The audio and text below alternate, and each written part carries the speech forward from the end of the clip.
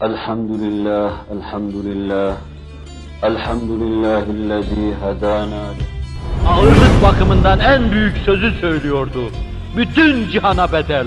La ilahe illallah Muhammedur Resulullah sözünü söylüyordu. Öyleyse insan imanının nispetinde bildiği büyük davayı başkalarına anlatmaya çalışacaktır. Allah vardı ve kimse bundan ötürü gam etmiyordu. Allah ehli ihsanla beraberdir.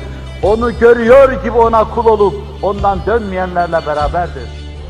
Peygamberinizin dert ve davasını dert ve dava edinin. Allah'ın isteği budur. Öğrendiğimiz her şeyi başkalarına anlatmak müminin şiarıdır. Uyuşuk uyuşuk dolaşmak bu da kafirlere has bir sıfattır. Allahu Teala ve Tekaddes Hazretleri bizleri yolunda kaim ve daim eylesin.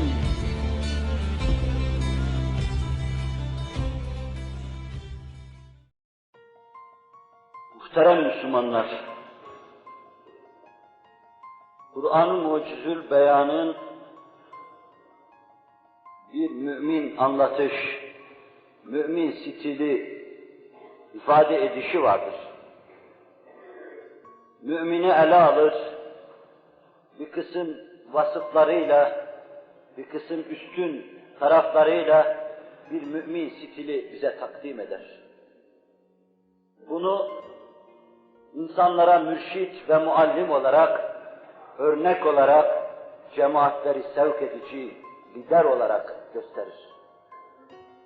Bu itibarla bizim Müslümanlar olarak, bizden evvelkilerin Müslümanlar olarak ve evvelkilerden daha evvelki olan Resul-i Ekrem Aleyhisselatü Vesselam'ın Müslümanlığın tebliğcisi, telkincisi olarak iki şekilde halka hakikati anlatış tarzımız vardır.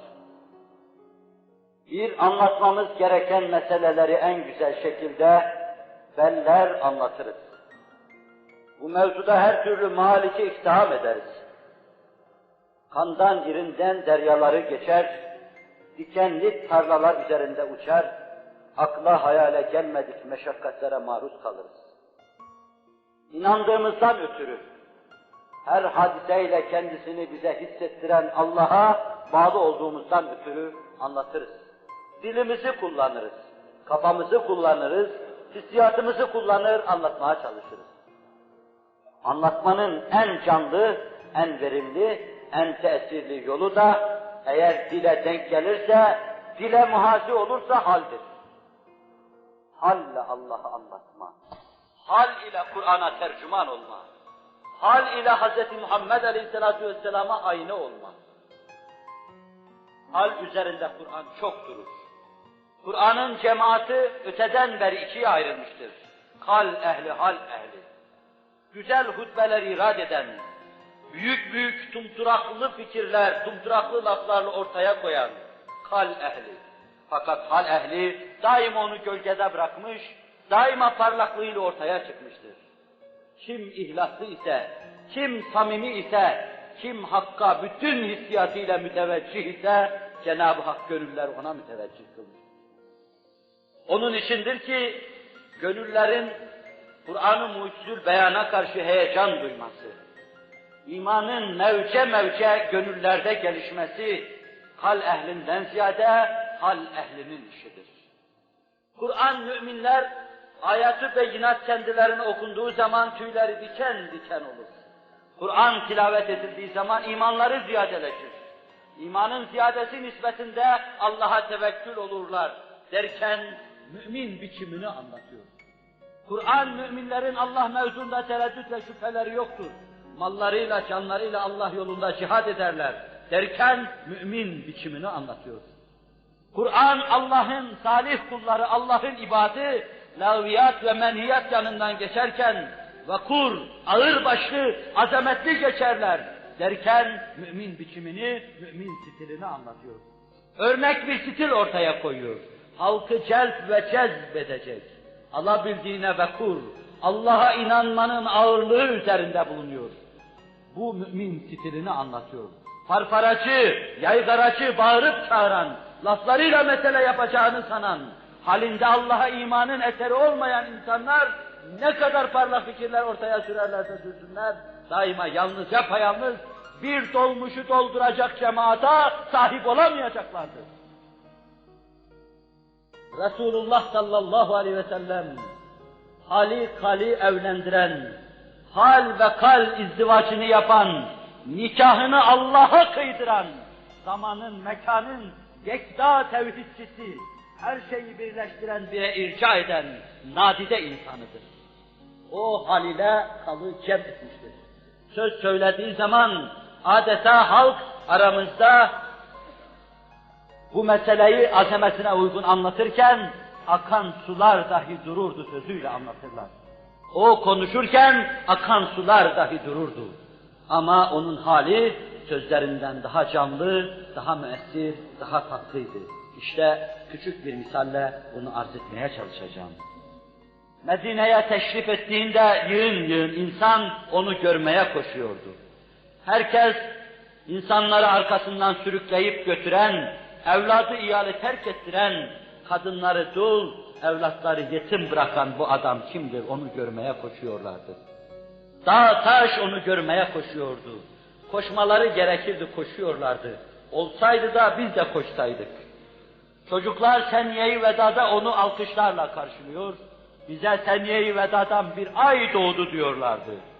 Genç kızlar daha def, davul, dömbeleyin mahsurlu olmasını bilmedikleri için, yasak gelmediği için onu istikbalde def vuruyorlardı. Naatlar okuyorlardı, şarkılar söylüyorlardı. Zamanın efendisi geldi diye. İlim yapmış, aklını inkişaf ettirmiş, bir fikir dünyasına sahip kimseler de vardı Medine'de. Tevrat'ı bilir, dünyayı bilir, peygamberi bilir, peygamberleri bilir kimseler de vardı o gün Medine'de. Onlar da koşuyorlardı. Koşanlar içinde aşere-i mübeşşere arasında bazı kimselerin saydığı Abdullah İbni Selam da var. Bağımdaydım. Onu karşılamak için koşan sahabilerin birbiriyle konuştuğunu, Medine'nin Evs ve Hazrec'inin coştuğunu, Akabe'ye doğru huruşa geldiklerini gördüm. Sebebini sordum, dediler ki Medine'ye peygamber geliyor. Bir gidip de göreyim dedim. Buhari ve Müslim'deki rivayetleriyle Abdullah İbni Selam Resulullah'a 3 soru sordu. Ancak peygamberin bilebileceği sorulardı bunlar. Allah Resulü tıkır tıkır cevap verdiği için bize geldi ve la ilahe illallah dedi. Delail ise bize şöyle anlatıyor. Resul-i Ekrem saadet meclisinde oturuyordu. Abdullah İbni Selam içeriye girdi. O pak simaya baktı. Onun konuşmasına, edasına ve havasına baktı. Her davranışında Allah'a imanın kristal kristal meydana geldiği o zata baktı. Önüne geldi, diz çöktü. Vallahi bu simada yalan yok dedi. Bu ancak peygamber olur dedi. La ilahe illallah Muhammedur Resulullah söyledi. Yahudi alimi, uyanık insandı. Hakikat bin idi. Peygamber tanımış, kitap okumuş kimseydi. Resulullah'ın tek davranışı, başka hiçbir delil olmasa, mümin olmasına, Allah'ın mevcudiyetine kafi ve vafi bir delildi. Bir de Zeyd ibn Sun'an'ın durumunu arz edeyim. Resul-i Ekrem aleyhissalatu vesselama inanan nice kabileler vardı ki, onlar yol bulup, imkan bulup, huzuru risalet fenahiye gelemez, o gül cemali, nur cemali göremez, huzurunda oturamaz, istifade edemezdi. Çok uzak yerlerde bulunurlardı. Bir gün Zeyd ibn Sun'a bize naklediyor, ben daha Müslüman değildim, araştırıyordum. Birisi çok melul, mahzun, mükedder, yıkılmış gibi Resul-i Ekrem'in yanına sokuldu ve şöyle dedi. Ya Resulallah, ben iman ettikten sonra kavmime gittim. Fakr-ı zaruret içinde olan kavmime anlattım. Dedim Allah'a iman edin, size rızık verecek. Dedim Allah'a iman edin, dünyanızı da mesut edecek. Vallahi ya Resulallah hepsi iman ettiler. Fakat hala bir sıkıntı içindeler. İçim kopuyor, içim içime sığmıyor, tekrar dinden dönecekler, seni kaybedecekler diye. Ya Resulallah bir lütfetseniz, maddeten de bir el uzatsanız, benim kavmime medet ve san olsanız onları kurtarsanız diyordu. Allah Resulü düşündü, taşındı, kafasını yokladı, evinin içini gözünün önünden geçirdi. Bir cemaat bir kabilenin karnını doyuracak, muvakkaten dahi onları mesut edecek bir şey yoktu. Öyle mahzun, mükedder, kim bilir kalbi ne kadar kırıktı. Giderken ben yanına sokuldum. Dedim ki, ya Muhammed, o daha Müslüman olmadığı için, ya Muhammed diyor sallallahu aleyhi ve sellem. İstersen sana ileride hurmalardan, ağaçlardan hasıl olacak hurmalardan bana ödemek üzere para ve hurma verebilirim. Şimdi şu anda ben sana veririm de, sen daha sonra olan hurmalardan bana ödersin. Allah Resulü şer'i bir ölçü olarak falan tarlanın filan tarlanın hurması olmasın da, belli hurma olmasın da, selam tarikiyle ben şimdi sana şunu vereyim veya senden şunu alayım, sen de o zaman bana belli o şeyi ver şartıyla bu alışverişi yaptı. Aradan birkaç gün geçti, müddeti daha gelmemişti. Bağlar daha hurma vermemişti. Resul-i Ekrem'in eline bir şey geçmemişti ki ben gidip alayım ama gittim. Gittim, Resul-i Ekrem yine Ebu Bekir ile Ömer ile bir yerde oturuyorlar. Yanına sokuldum. Ebu Talip ailesi, sülalesi çok şerefli kimselerdi. Verdikleri sözü yerine getirirlerdi. Sen benden hurma aldın, hiç sesini çıkarmıyorsun. Hakkımı mı yiyeceksin, ne zaman vereceksin dedim. Allah Resulü sallallahu aleyhi ve sellem döndü, yüzüme baktı, güldü, Ömer'e işaret etti. Götür buna istediğini ver ve biraz da fazla ver. Ömer elimden tuttu, olan bir yere götürdü, hurmalarımı bana verdi, biraz da fazla verdi. Gülüyordu Resul-i Ekrem aleyhissalatu vesselam. Bu fazlayı niye veriyorsun? Resul-i Ekrem öyle emrettiler dedim diyor. Hazreti Ömer radıyallahu anh. Ya Ömer beni tanıdın mı? Ben Hristiyan alimi veya Yahudi alimi Zeyd ibn Sun'ayım.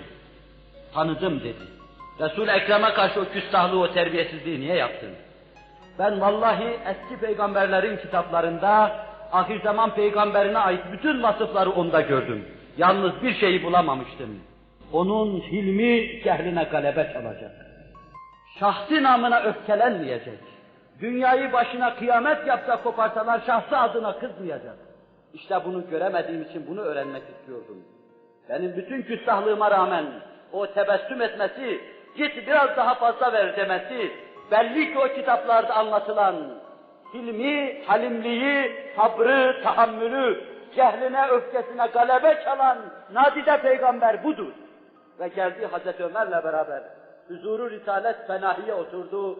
La ilahe illallah Muhammedur Resulullah dedi. Bu hal dersiydi. Halin tebliğ ettiği şeylerdi. Nice meseleleri bilmiş, öğrenmiş, diyalektik yapan, sadece başkalarını ilzam için mesele belleyen kimseler vardır ki, kendisini değil kafirlere, müminlere bile sevdirememiştir. Nece vicdanı dar, kalbi inkişaf etmemiş, elem neşrah lekenin yudumunu yutmamış, vahyi semavinin bu manadaki nurundan mahrum gönüllere sahip kimseler vardır ki, hiç kimseyi bulmasa bilemese, yanındakilerden kimseyle kavga edecek kimseyi bulamasa, kendisiyle hırgür çıkarmaya çalışır. Nice kimseler vardır ki, ne kadar bilirse bilsin, hırçınlığı, haşinliği, Müslümanlığın, İslamiyet'in hoş görünmesine manidir. En müessir dil, sessiz dahi olsa haldir. En müessir dil, gönüldür. En müessir dil, gözyaşlarının ceyhun olması. En müessir dil, gecenin karanlık zülüfleri altında tefekkür eden, inleyen kafanın bulunmasıdır. Bunu aldığınız, bunu benimsediğiniz, bunu elde ettiğiniz zaman, sair milletlerin salikleri, cemaatleri, dünyanın devletleri fevç İslamiyet'e dehalet edecekler. Nice sessizler kütleleri sürüklediği halde, edebiyat nutukları atan benim gibi kimseler, bir adama dahi Allah'ı anlatamıyorlar. Bir minibüs dolusu adama sahip olamıyorlar. Ela inne ahsenel kelam ve eblan nizam. Kelamullahil melikil azizil allam. Kema kâlallahu tebâreke ve teâlâ fil kelam. Ve izâ kuri'el Kur'ânu festemi'û leh ve ansitû leallekum turhamûn.